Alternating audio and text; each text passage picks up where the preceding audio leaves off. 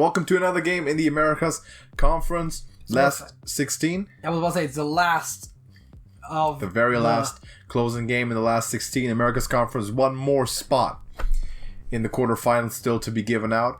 And we have CampingSCRUB versus Tesv.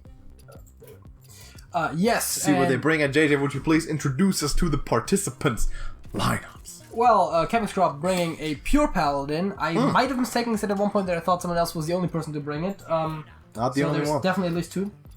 A CampingSCRUB is on it. Warlock, a token druid, and his Galakron Deathrattle Rogue was banned. Tesv is bringing a Highlander Mage, a Galakron Control Warlock, a token druid as well, and his Highlander Hunter was banned. And we see the pure paladin starting off with Christology and the Highlander Mage with a Learning Draconic. As we have CampingSCRUB on the top of your screen. Yes. And we got Tesv on the bottom. Please remember, before we get into the action, big time to drop a like on this video. Make sure you take your time to do that because these great competitors have put a lot of effort and time into what they're doing to give you a show, so they more than earn that recognition. So please go ahead and do that. Let's get into what we got. So yeah, the pure paladin, very explosive deck. We've seen it, yeah. And the Highlander Mage, more of a slower control deck, so we know what the roles are in this matchup. Very much a classic style, so Doomsayer off the top might not be a bad idea right now. I don't hate it, yeah. If you're Tesv. The question is there a better point to play it? The other question is, do your chances just get worse, right? You might want to keep it for a bigger removal later on with like Frost Nova. But I was about to say, because you'd have to get it somehow not killed, of course. Frost Nova. Gonna put it down right now. And I guess we're gonna... Oh, we might... Are we gonna see the indirect way of playing I would think so. Crucible Champion. I would think so. And then I guess, yeah, just straight off, huh? Yeah, makes sense to me. Just keep developing. You have to make the aggressive play. Because if you had played Zell and just hit face with everything, that would have been very wasteful for your board. So... basically kind of like delaying a bit of face damage in favor of retaining the board and hopefully getting more face damage over. See if we see Intellect Hero if he decides to ping something off or coin the spell. No, I like coining either Reno or Blizzard. Yeah, you probably want to keep it. So that's next probably turn for your removal. Yeah, would agree. There's a Witch Doctor and a Crowd Roaster. Good important removal. Alex Straza. The Dragon Queen obviously on hand, so we'll keep that. Ooh, nice and close. Righteous Cause, very good. Interesting side quest. And then, does he play... No, he doesn't. He could have played a Skyclaw right away, actually, and almost gotten it done, but decides not to do it right now. So is this time to coin his Blizzard? I was about to say, this board looks very much more like a Blizzard board than a Reno board, so wouldn't be surprised if we saw that, honestly, because the turn after... He might decide to go Reno just for the presence. For the minion himself. Goes with Blizzard instead. I like Blizzard because Reno seems more flexible. Yeah, Reno can take out one or two big minions. Yeah. That's true. Not there is too many big minions in this deck, but also Learning Draconic done, so it gets the board presence either way. There's a quest coming in. And a 6/6. That is huge. So, to your argument, the Blizzard does it too. Good job by Tesv. And Bronze Explorer here picks up the Dragon Queen himself. Of course, not a Highlander deck, so that's a bit of a delayed thing. I mean, Bronze Herald makes sense, yeah. Yeah, Herald looks good. You can play him now. And I guess now you play Skyclaw, because you want to finish the quest with as much on the board as you can. And that is exactly what he does. And we see the quest finish. Quest done. Get the good buff out. And I guess you just hit the face. Definitely worth it. You can't kill the 6/6 anyways. Well, let's have to give it a ping. Decides to still hit into it. And of course, this does die very efficiently to Reno. I would imagine Reno now, yeah.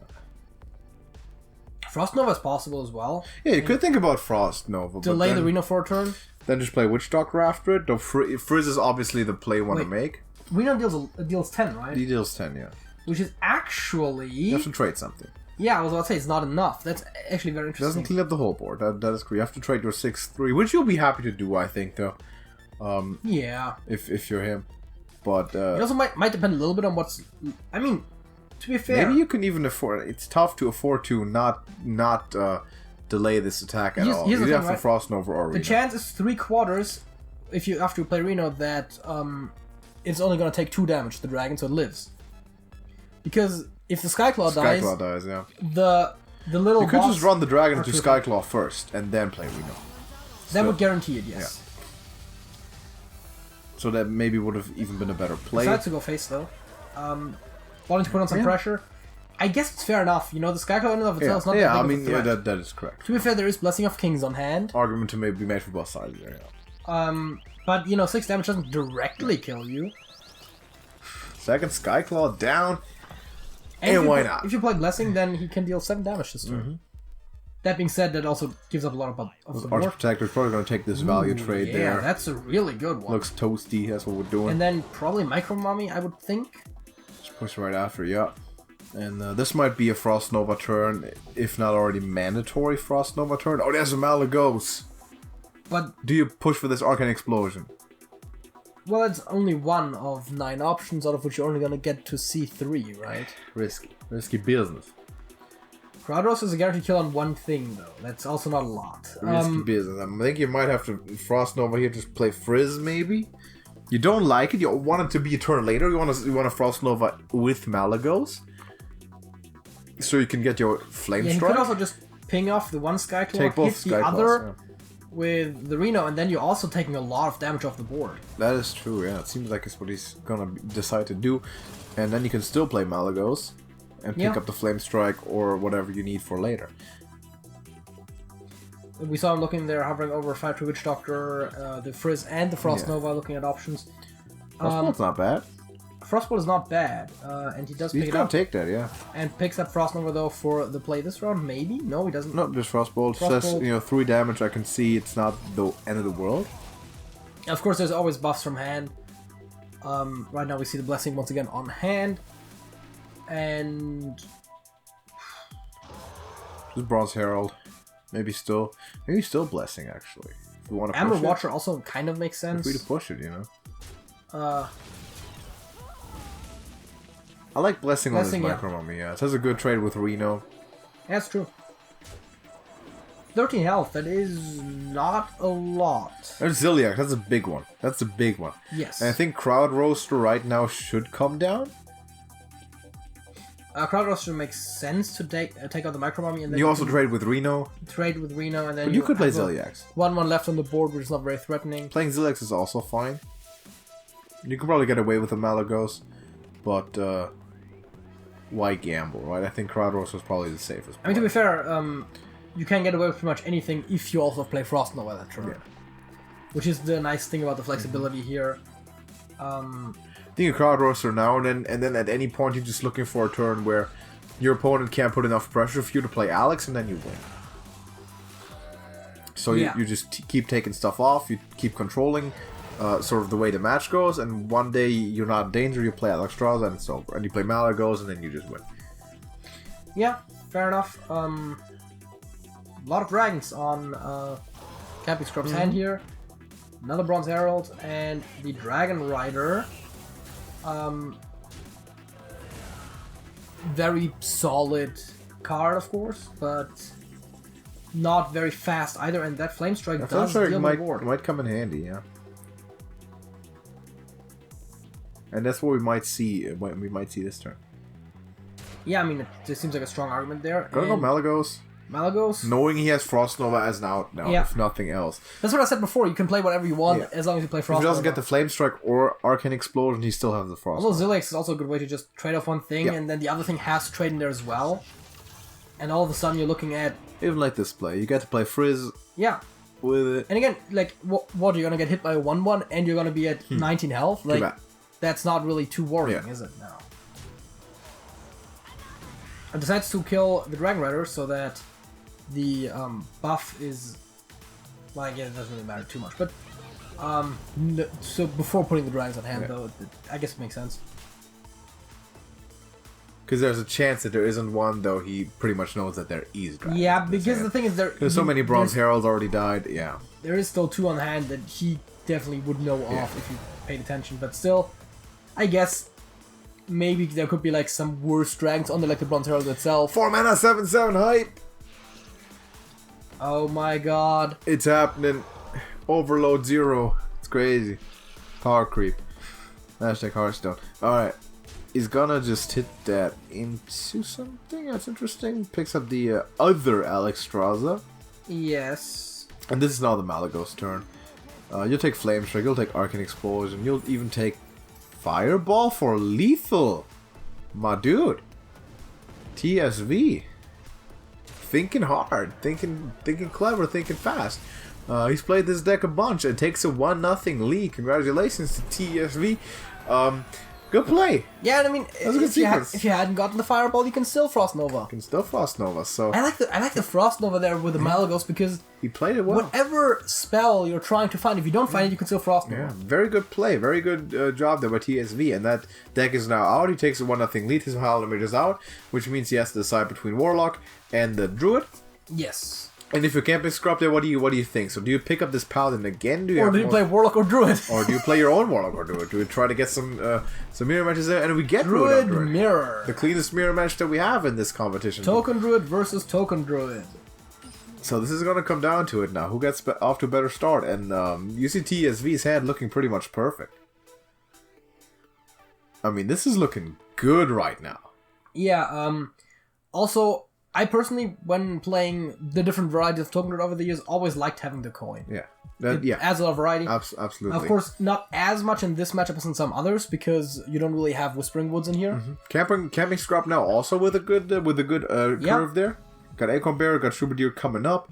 We'll see 3 Enforcements, I would imagine, as well as Troubadour. Yeah, the Tree Enforcement is always a little awkward against the Acorn Bearer because you feel like trading down, but it's also not like you have one up. Is he gonna coin this Troubadour? It looked like it was hovering over the hero power as well. Maybe that's what he's thinking, but the Troubadour makes more sense for sure. Oh, he did coin the hero power. He did coin the hero power.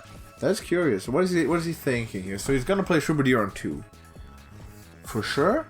Yeah, for sure. I'm pretty sure, yeah. Interesting. Which still, if your opponent plays his Troubadour, that hero power, you're still taking a trade down. I'm not sure if he wasn't trying to kind of outsmart himself there. I don't quite understand it. Again, all I can say is that the trade trading against because now you also guarantee your opponent a guaranteed play on 2, even if there wasn't a Troubadour. That's the thing, yeah. Plays the squirrels as well. You're kind of putting yourself in a reactive stance right away. I also don't actually like playing the squirrels necessarily because the Troubadour... It's just one more in stats, it's right? Just better stats. I would have preferred that too. But that being said, it does keep some synergies later with Dendrologist, but I don't think that you're too worried about those necessarily. Probably not. We might see either Snip Snap or Troubadour now. Yeah, I still like Troubadour better, but I would have probably played Troubadour the turn before and then Snip Snap this turn. But, you know. Anubisath is a big one. Interesting. You're gonna like that. Reinforcements, Aeroponics now. And Acorn Bearer if you like. Yeah. Imagine that's what it's gonna be here. And then you can even trade the one of the treants, the treant that can attack, into one of the 1/1s. Oh, and it's Force of Nature, which is just a perfect draw. On 5 with Anubisath. That is massive. Looked like I was thinking about going face there. I think with the resources. The direct trade. Yeah, I like this. I like this a lot. I don't like the treant trade that much. I know that there's treant's energy in the deck, but I would have probably traded one of the 1/1s off. You're taking that Aeroponics out for your opponent. I like that trade. I really do. And as TSV, you have a good hand here. I mean, best draw in the deck is now Garden Gnome. And then you go into this massive Force of Nature Anubisath turn. Yeah. Looks very strong. And CampingSCRUB only quote-unquote gonna get a Panther or buffs, whatever he chooses. Picks the buffs, so keeps 1 minion on the board. Again, there I definitely agree with the trade because there was no better trade available, and it does deny Dendrologist. Flip was a little weird. You don't have a proc for Dendrologist now, which is unfortunate, but I think you might still play it, yeah. Next turn you have big stuff. I'm always a big proponent of playing Dendrologist if there's nothing better to play, even if you don't get the activation. It seems like someone disagrees with me here, but that's fine, I guess. I don't disagree. Oh, he does. Yes. Yeah, he does. Because he doesn't. Maybe he likes the value, but I think you're just looking to close it out next turn. Yeah, I also don't think that Token Druid is a value-oriented deck as much as some people play it. You're just saying, I'm going to play 3 Treants and 2 Taunts next turn, and nothing's going to stop. It's a board-centric, highly sustainable aggro deck.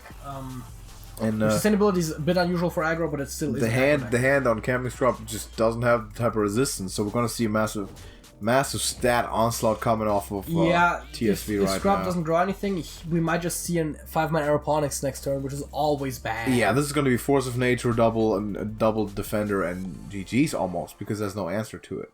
Oh, right, there's also the, I would think, yeah. So I think you played just like that. And it looks very strong. And that goes to show sort of the situation in Token Mirrors. Really, who draws the right cards at the right time. Yeah, also... And he did not do that this time. Sometimes it comes down to a little bit how the decks are built, but these are both very similar. Very basic, I want to say. Like, they're kind of like the default Token Druid that most people are bringing. I'm fairly certain I can tell you who's bringing the most exotic Token Druid, but... Is it me? Was it me? Who is it? What is me? What is it you? I'm bringing the whole like Steladris and Bargoth package. I thought it was me because I had Ysera in. I have Whispering Woods. All right. Fair enough. The old school one. I think I actually don't have a Nubiseth in there, which I maybe should have had, but yeah, we'll see TSV running away with this now with a presumably Blessing twice. Blessing twice makes a lot of sense. You could go Soul of the Forest. I don't hate Dendrologist Soul of the Forest. You could go General Soul and just trade everything off, do Blessing next turn. There's nothing anything will stop you, but I think you just start slapping right now. I don't mind. Let's see. 3, 5, 10 plus 6 2 is 12. Not quite. It's not like you're running into any sort of like hard count. I was trying to calculate if there was a. He decides to go Garden on the turn. Goes Gnome, yeah. I was trying to calculate if there was a Savage Roar lethal with Dendrologist, but there did not appear to be one. Because otherwise you definitely play Dendrologist, and if you don't get Savage Roar, you play Soul. So to just clear this up. Still plays Dendrologist anyway, and sets himself up for winning next turn. Oh, Moonfire, pro tip. Moonfire. Yeah. You never know when you need that 1 point of damage. Yeah. Okay. Takes Healing Wave. Healing Touch, very much a stronger choice. Yes. But unironically, I've seen people win with Moonfire. You can win with Moonfires. Happens. But yeah, this match is over. This game is over, I mean. Starfire. Because there's nothing that CampingSCRUB can do against this board presence. Once the board's gone, the board's gone. And it's a lot of draw dependency in this mirror. Honestly, I probably would have liked Starfire better here than just... I guess this gives him the 2 extra points of armor, but... Yeah, but this is over no matter what. That's definitely lethal. The thing with this mirror is also there's almost no hard counters to stuff because it's a mirror and it's just not a control in any environment. Once you have the board overwhelmingly, there's no way you ever lose. There used to be swipe as a limited sort of thing, but that's about it. But there's no way to really just wipe instantly and lose all the tempo in one turn. So I like the way you played it, just slow and steady, just take the board to critical mass, so to speak, and then just took that burst turn, took it home. So 2-0 lead for TESV. Yeah. Over CampingSCRUB. That means Galakron Control Warlock coming up, which means for CampingSCRUB, pick your best matchup. Handlock? I don't even know how those play against each other. Because Pure Paladin seems okay. I like the Galakron Warlock over the Handlock by a bit. Because Token Druid doesn't seem to be the matchup. That's what he does trust in. Major Flex Mecha Jiraxis, of course, TSV. By the way, fun story, unconfirmed. TSV says that he is the reason that PimCarp got into Hearthstone. PimCarp, our current reigning, defending Trash Bowl champion. So he might have found a gem in the rough there. Very interesting. And TSV also now looking forward to replace some big footsteps since PimCarp got eliminated early from this tournament, and were TESV to win this game, he's going to face off against PimCarp's. I was about to say, like, I'm not sure if you can say defending, but then I wasn't sure if we were going to do spoilers, but yeah. He is still the until it happens, until the next one is crowned. But speaking of crowns, Crown Quarter is the guy that TSV will be playing. PimCarp's old nemesis from last time, who had this epic match in the American semis against PimCarp. That is assuming he wins. Because this is not yet over. Just because you have a 2-1 lead does not mean you're winning. It's not over, but Crown Cooker is the opponent waiting for the winner of this match. I like the coil. Yeah, calls are good there, for sure. Just takes it easy. This CampingSCRUB. I like the chances, though, of TSV in this matchup with the Galakron. But CampingSCRUB now has an opportunity to show how well he understands his Warlock. Nether breathing a 1-1 almost feels wasteful. I get why you do it, because over 4 rounds it's also going to deal 4 more damage to you. Rain Life seems better, yeah. You'll play Mountain Giant next turn anyway. Yes. So I get it. Phoenix Rights is possible, so is I like the Maniac. Because then you can play Phoenix Rights next turn, and that seems a lot more impactful there. Yeah. You want to put him in a situation where Mountain Giant feels slow. I mean, Mountain Giant always feels slow. I feel like the Giants always feel slow because they don't have... Phoenix Rights on hand, might not be the case. He's going to play Frizz here, trusting in the force of the dragons. Because the thing is, the Giants always feel slow because they can't attack the turn they are played. None of them have Rush or even Charge. But if you play it on an empty board, they don't feel slow. It's still a tempo play. Well, they feel slow when you have to worry about your face out. Also, by the way, Sack Pact is a really strong card in matches against other warlocks. Oh yeah, for sure. I really like that, and I like this play. Start to chip away here, put some damage into the face. Some damage that CampingSCRUB definitely has to deal with. Yeah, I mean, there's no good removal on this hand besides, like, I mean, there's a Scale Rider, but that's about it, right? There's a Breath. Ugh. Nothing particularly useful right now. I mean, the Evasive Worm kills one thing, but that still doesn't do much. The Abyssal Summoner, by the way, is one of those, you know. Yeah. One of those. Not good. Sack Pact and be done with that. Of course, Nether Breath, really good solution because it is healing plus removal. I think we might see... Oh, apparently we see another Nether Breath. Feels a necessity to do it, and you can't blame him. I would have probably preferred seeing the Rider here, but now he can also tap if he likes for his hand size, because that's kind of a thing that you do. Yeah. You gotta be careful. Health is an important resource in these kind of mirrors. Yeah, but it's a hand Warlock. You need cards on your hand for it to work. Phoenix Rights again. Another pressure. And dude, 12 points of damage, just half of his total HP. And you see that card, Dark Skies, in a TSV Sand? That's the card that CampingSCRUB now could make good use of. I mean, it's one of the core cards of the hand, of course. Not found it so far, and these little demons are doing a lot of damage. It's going to tap on top of it there. I mean, you can afford to in this position. And there's Dark Skies picked up for CampingSCRUB. Huge pickup. Massive draw. I mean, that's game-saving right there.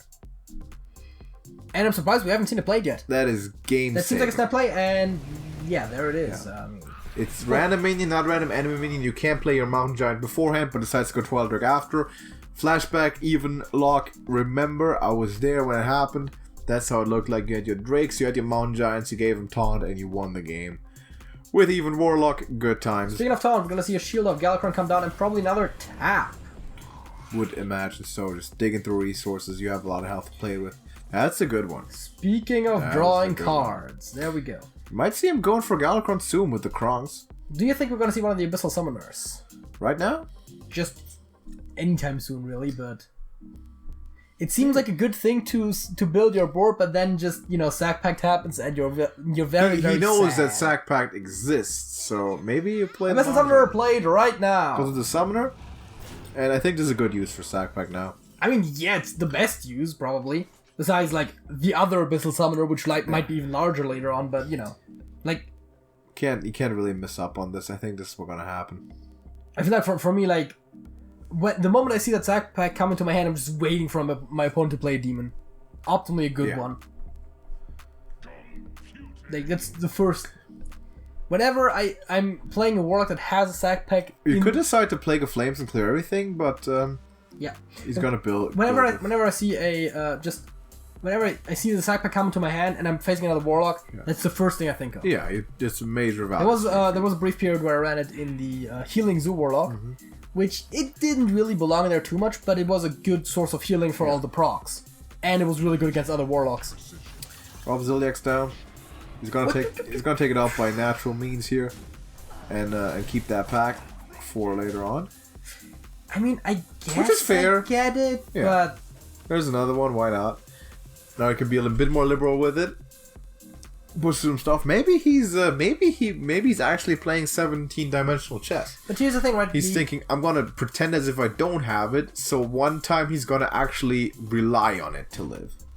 But I like the extra 4 damage from the shield there as well. Yeah, but you're kind of putting your cards on the table a little bit.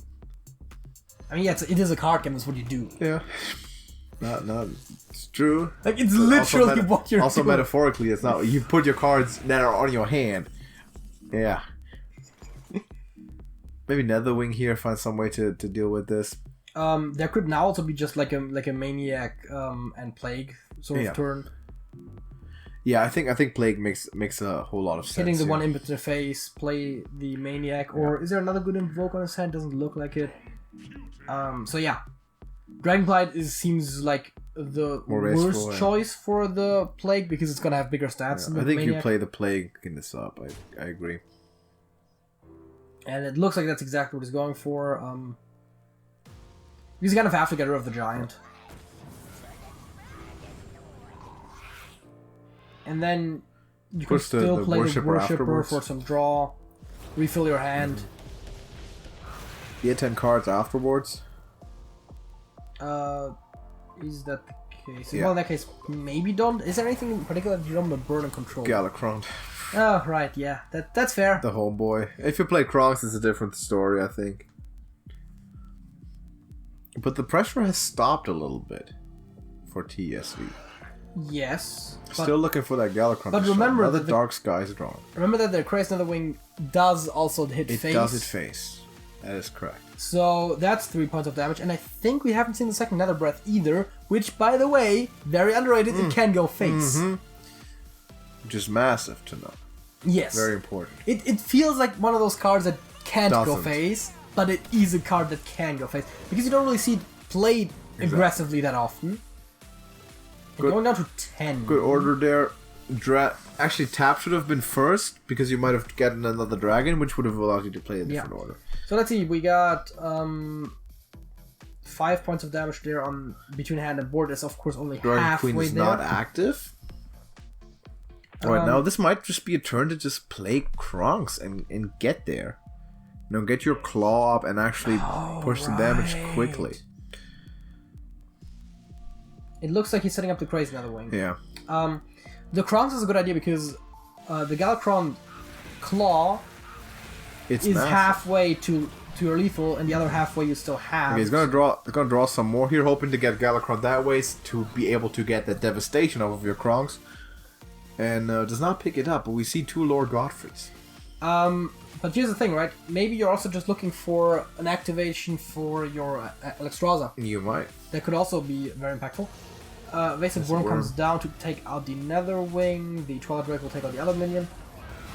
And not tapping. Tapping is very risky wisely. business. There's and Nether Breath. There's Nether Breath, plus you played your... You just played your Netherwing. Play your Netherwing. I think Alex. I think you have to play Alex right now. Oh, yeah, that one. The dragon. No, the dragon. The dragon. Let's see, really quickly. 8 cards. 10 cards in hand. So, the problem is, right, if you play Alex, you only get one of the dragons. You only get one. You have to play something else.